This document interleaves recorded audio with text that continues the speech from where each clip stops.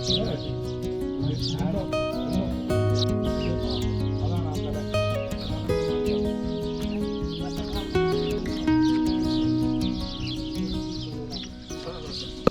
നമസ്കാരം. മലയാളി യാത്ര YouTube channel. ഈ വീഡിയോ ഈജിപ്തിലെ ചില കാഴ്ചകളാണ്. ലക്സർ എന്ന് പറയുന്ന സ്ഥലത്തുള്ള 2 അമ്പലങ്ങൾ എന്ന് പറഞ്ഞാൽ ഇപ്പോഴത്തെ നമ്മുടെ അമ്പലമല്ല, വർഷങ്ങൾ എടുത്ത് പണി കഴിപ്പിച്ച അമ്പലങ്ങളാണ്. ചില അമ്പലങ്ങൾ ശവകുടീരങ്ങളും സ്മാരകങ്ങളുമായി മാറുന്നു എന്നുള്ളതാണ്. ഇത് റമീസിയം ടെമ്പിളാണ്. റമീസിയം ദി സെക്കൻഡ് അദ്ദേഹത്തിൻ്റെ പേരിലുള്ള ഒരു അമ്പലമാണ്, ശവകുടീരമാണ്. സാധാരണഗതിയിൽ ഇങ്ങനെ അമ്പലങ്ങളൊക്കെ പണിയുമ്പോൾ ഒരു ദേവൻ്റെ സാന്നിധ്യം ഉണ്ടാവണം. അമൂൺ എന്ന് പറയുന്ന ദേവനാണ് അക്കാലത്തെ സൂപ്പർ സ്റ്റാർ. അദ്ദേഹത്തെയും റമീസ് സെക്കൻഡ് ഫറവോ, വളരെ പവർഫുള്ളായിട്ടുള്ളൊരു ഫറവായിരുന്നു, അദ്ദേഹത്തിൻ്റെയും കൂടി സ്മരണാർത്ഥം നിർമ്മിക്കപ്പെട്ടിട്ടുള്ളതാണ്. ഇവിടെ ഫീസില്ല. അവിടുത്തെ ഒരു ഗൈഡ് നമ്മുടെ കൂടെ വരും. അദ്ദേഹം കുറേ കാര്യങ്ങളൊക്കെ നമ്മളോട് പറഞ്ഞു തരും. അദ്ദേഹത്തിൻ്റെ ചെറിയ പൈസ നമ്മൾ കൊടുക്കണം. ഇവിടെ വീണ് കിടക്കുന്ന ഒരു റമീസസ് ദി സെക്കൻഡിൻ്റെ സ്റ്റാച്യു ആണ് പ്രധാന അട്രാക്ഷൻ. അത് നമ്മൾ ഇതിൻ്റെ കാണിച്ചിട്ടുണ്ട്. ഫുള്ളായിട്ട് കിട്ടിയിട്ടില്ല. നമ്മൾ ഷൂട്ട് ചെയ്യുന്ന സമയത്ത് അത്ര പ്രാധാന്യം നമുക്കറിയില്ലായിരുന്നു. അങ്ങനെ ഇതിൽ ആ സ്തൂപങ്ങളുടെ ഇടയിലൂടെയൊക്കെ കുറച്ച് യാത്ര ചെയ്തു. നമ്മൾ ഭക്ഷണം കഴിക്കണം.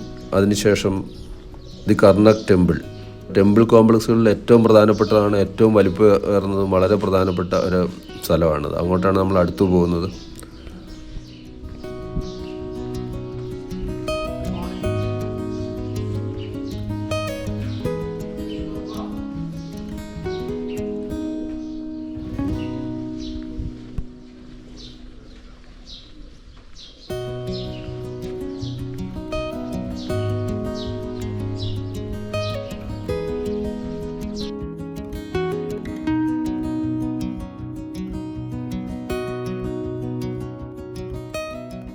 ഇത് നമ്മൾ ഭക്ഷണം കഴിക്കാൻ കയറിയതാണ് പാരീസ് ഹോട്ടൽ. നമ്മുടെ പാരീസ് ഹോട്ടലിൽ നിന്നും വ്യത്യസ്തമായിട്ട് അവരുടെ അറബി ഭക്ഷണങ്ങളാണ്, അറബി വിഭവങ്ങൾ. നമ്മൾ അത്യാവശ്യം കുഴപ്പമില്ലാണ്ട് വയറ് നിറച്ച് അവിടുന്ന് കഴിച്ചു.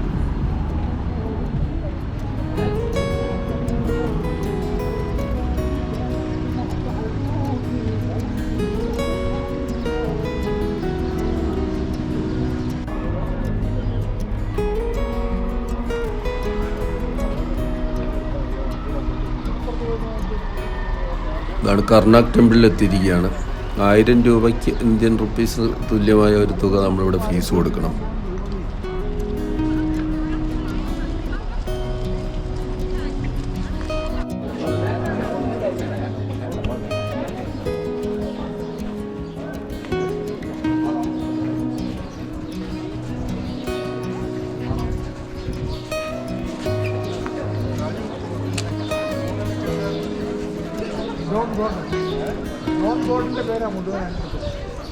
ഇതിലെ പ്രധാന ഒരു കാഴ്ച എന്ന് പറയുന്നത് ഒരു വലിയ ഹാളാണ്, ഹൈപ്പോസ്റ്റൈൽ ഹാൾ. 134 സ്തൂപങ്ങൾ, പില്ലേഴ്സ്, 20 മീറ്റർ ഹൈറ്റിൽ ഒരു ഹാള്.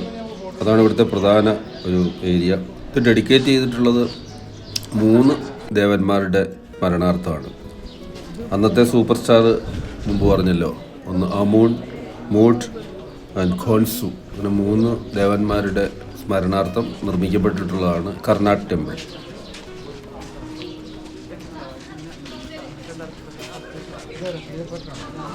ഇത് വെറും ഒരു അമ്പലമോ സ്മരണയോ മാത്രമല്ല, നമ്മുടെ പൊളിറ്റിക്കൽ പവർ കാണിക്കാനും ആഘോഷങ്ങൾ നടത്താൻ വേണ്ടിയിട്ടുള്ള ഒരു വേദിയായിട്ടാണ് ഇത് മുമ്പ് പ്രവർത്തിച്ചിരുന്നത്.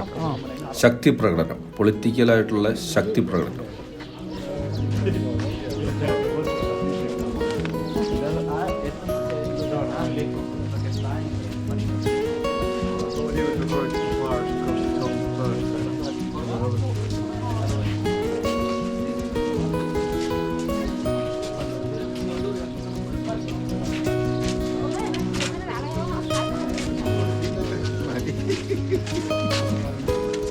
കല്ല് അങ്ങോട്ടും ഇങ്ങോട്ടും മാറ്റി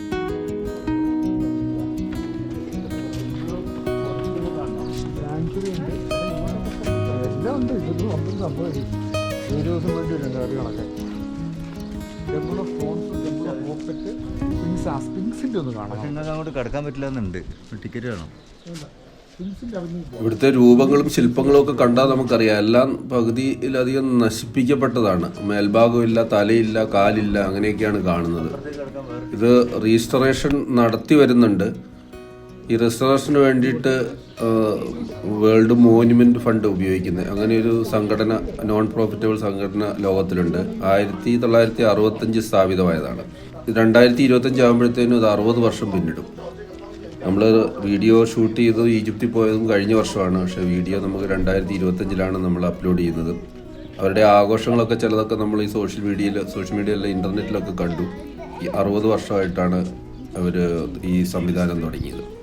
പല സ്ഥലത്തു നിന്നുള്ള സംഭാവനകൾ സ്വീകരിക്കുക, അത് ഇതേപോലെ നശിച്ചുകൊണ്ടിരിക്കുന്ന ഈ പുരാവസ്തുക്കളെ റീസ്റ്റോർ ചെയ്യുക, അതാണ് അവരുടെ കടമ.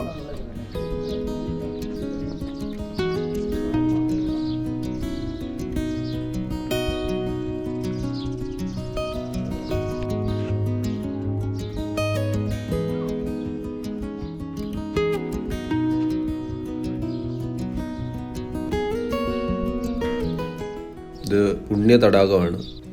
അമ്പലത്തിലെ കർമ്മങ്ങളിലേക്ക് കടക്കുന്നതിന് മുമ്പ് ഇതിൽ കുളിച്ച് ശുദ്ധി വരുത്തിയിട്ട് വേണം കയറാൻ വേണ്ടിയിട്ട്.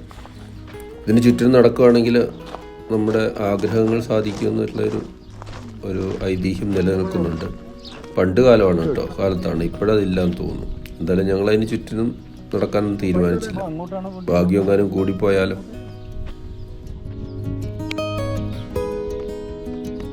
അത് കഴിഞ്ഞ് അതിനപ്പുറത്തൊക്കെ വീടുകളായി.